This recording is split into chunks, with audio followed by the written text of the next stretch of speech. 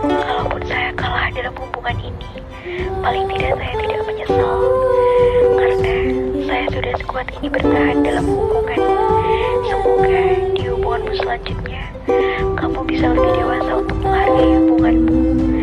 Jangan kamu ulangi kesalahan lagi. Kasihan nanti wanitamu. Tidak perlu khawatir, aku kuat. Karena sebelum kamu, aku pernah dijatuhkan oleh orang lamaku.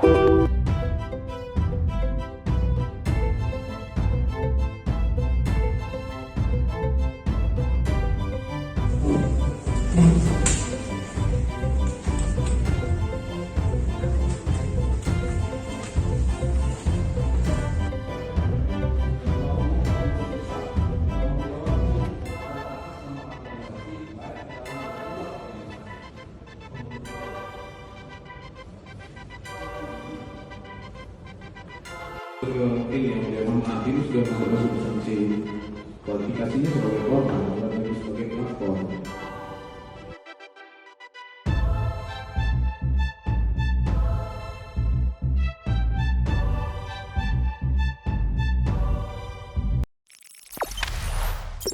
Jangan lupa subscribe, share, komen, dan like ya.